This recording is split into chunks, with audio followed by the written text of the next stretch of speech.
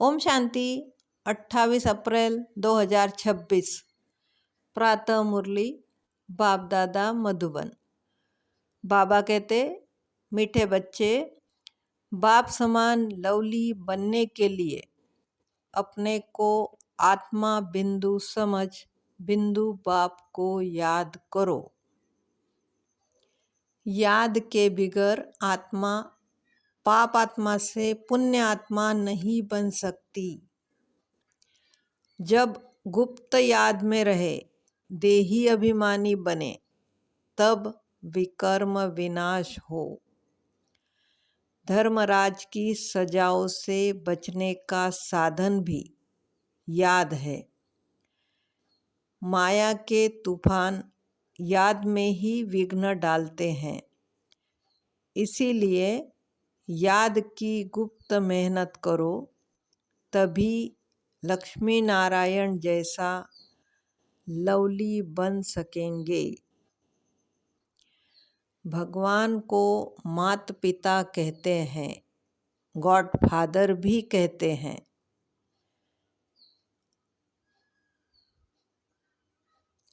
वास्तव में याद करने वाली आत्मा है, जो लौकिक बाप को भी याद करती है।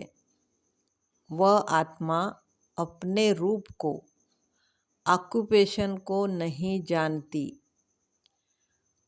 आत्मा अपने को ही नहीं जानती तो गॉड फादर को कैसे जानेगी। अपने लौकिक फादर को तो सब जानते हैं, उनसे वर्षा मिलता है। फिर पारलौकिक बाप से भी जरूर वर्षा मिलता होगा। कहते हैं, ओ गॉड फादर, उनसे रहम क्षमा मांगेंगे, क्योंकि पाप करते रहते हैं। यह भी ड्रामा में नूंद है। भला कितना भी साइंस आदि सीखते हैं, जिससे मून तक चले जाते हैं, परंतु आत्मा को जानना और फिर परमात्मा को जानना, यह डिफिकल्ट सब्जेक्ट है। मैं आत्मा बिंदी हूँ, हमारा बाप भी बिंदी है। आत्मा में 84 जन्मों का पार्ट नूंधा हुआ है। मैं आत्मा भिन्न भिन्न शरीर ले पार्ट बजाती हूँ। यह घड़ी घड़ी भूल जाता है। मुख्य यही बात समझने की है। हम 84 जन्म लेते हैं, सूर्यवंशी चंद्रवंशी बनते हैं। यह चक्र तो बहुत सहज है,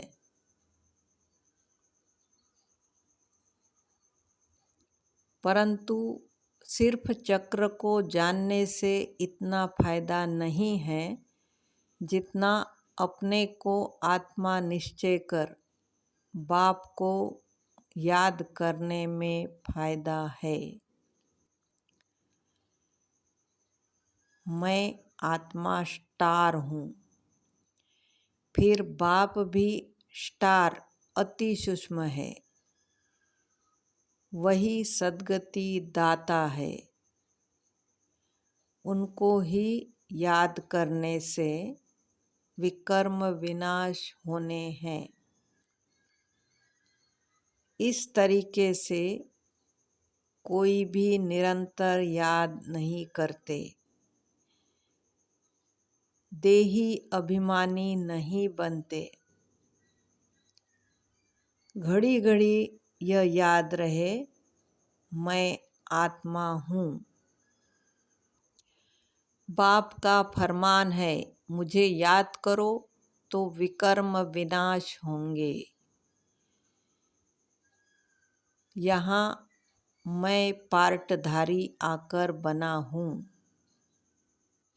मेरे में 5 विकारों की कट चढ़ी हुई है। इसीलिए बाप को बहुत प्यार से याद करना है। भारत हेवन और हेल कैसे बनता है? 84 जन्म कैसे लेते हैं? सतो रजो तमो में कैसे आते हैं?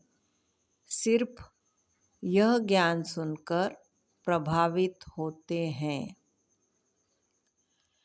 परमात्मा निराकार है, यह भी समझ जाते हैं। बाकी मैं आत्मा हूँ, मेरे में 84 जन्मों का पार्ट भरा हुआ है। बाप भी बिंदी है, उनमें सारा ज्ञान है, उनको याद करना है। यह बातें कोई भी समझते नहीं हैं। मुख्य बात समझते नहीं हैं। वर्ल्ड की हिस्ट्री ज्योग्राफी की नॉलेज बाप ही देते हैं। बाप को याद करने में तत्पर रहे तो बहुत लवली बन जाएंगे। यह लक्ष्मी नारायण बहुत लवली है। बाबा से हमको योग लगाना है, जिससे आयरन एज से निकल गोल्डन एज में जाएंगे। मुझ आत्मा को बाप को जानना है, उसकी याद में ही रहना है। यही अभ्यास कम है। सजा न खाने का उपाय है सिर्फ याद में रहना। योग ठीक नहीं होगा तो धर्मराज की सजाएं खाएंगे। यही सब्जेक्ट बहुत बड़ी है। ज्ञान में अपने को मियाँ मिट्ठू समझ बैठते हैं। मूल बात है योग की।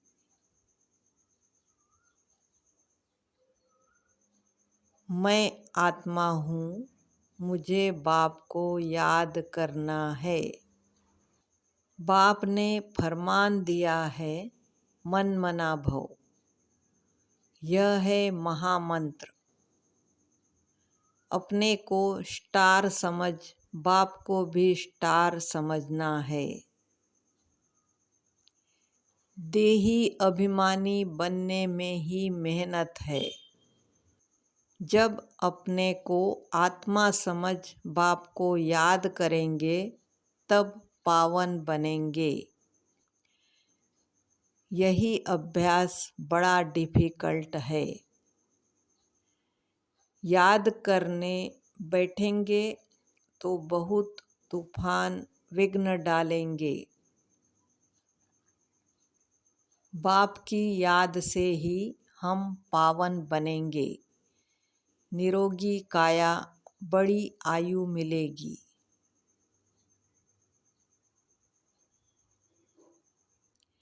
कल्प की आयु 5000 वर्ष है। आत्मा परमात्मा का राज कोई भी नहीं जानते, याद ही नहीं करते। इसीलिए अवस्था डगमगाती है। देह अभिमान बहुत है।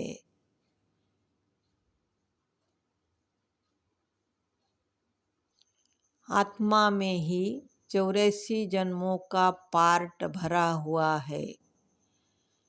इस बात को पहले पहले बुद्धि में लाना है, फिर चक्र को याद करना है। मूल बात है योग की। योगी अवस्था चाहिए। पाप आत्मा से पुण्य आत्मा बनना है। आत्मा योग से ही पवित्र होगी। योग बल वाले ही धर्मराज के डंडों से बच सकते हैं। माया के तूफान तो बहुत आएंगे। यह बहुत हड्डी गुप्त मेहनत है। लक्ष्मी नारायण बनना मासी का घर नहीं है। यह अभ्यास हो जाए तो चलते फिरते बाप की याद आती रहे। इसको ही योग कहा जाता है। जब कोई भी कार्य शुरू करते हैं तो स्वस्तिका लगाते हैं। यह निशानी है सतयुग, त्रेतायुग, द्वापर युग, कलयुग। बाकी ऊपर में है छोटा सा संगम युग। पहले पहले अपने को आत्मा समझ बाप को याद करते रहेंगे, तब ही वह शांति फैल सकती है। योग से ही विकर्म विनाश होंगे।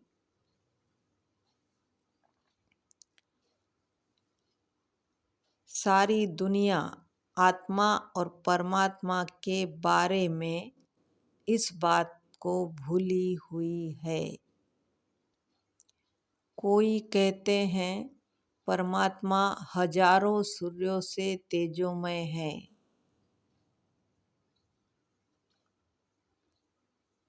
परंतु ऐसा है नहीं। परमात्मा भी बिंदी ठहरा। सब परमात्मा हो जाए तो सब क्रिएटर हो जाए। सर्व की सद्गति करने वाला तो एक बाप ही है। बाकी तो हर एक को अपना पार्ट मिला हुआ है। बाप कहते हैं मुझे याद करो तो कट निकल जाएगी। इस समय हमें जो नॉलेज मिलती है वह नॉलेज गुम हो जाती है। वहाँ सिर्फ इतना जानते हैं कि हम आत्मा एक शरीर छोड़कर दूसरा लेते हैं, पार्ट बजाते हैं। वह तो समझते हैं आत्मा निर्लेप है, लेकिन अभी आत्मा में ही खाद पड़ी है। यह बहुत महीन बातें हैं। बाप ही पतित पावन है। हमको आकर दुख से छुड़ाते हैं। वह भी बिंदी है। तो बाप को निरंतर याद करना पड़े।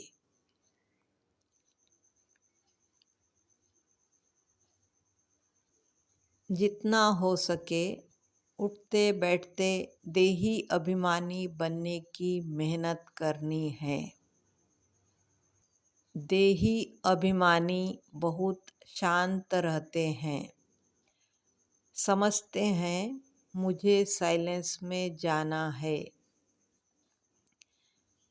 निराकारी दुनिया में जाकर विराजमान होना है। हमारा पार्ट अभी पूरा हुआ। बाप का रूप छोटा बिंदी समझेंगे। हमें ही देही अभिमानी बनने की मेहनत करने से बाप से वर्षा मिलेगा। आत्मा को ही दिल बाप से लगाना है। दिल शरीर में नहीं है। शरीर के तो सब स्थूल आर्गन्स है। इतनी छोटी सी सूक्ष्म आत्मा में पार्ट भरा हुआ है। यह अविनाशी पार्ट है, वह कभी मिटने वाला नहीं है।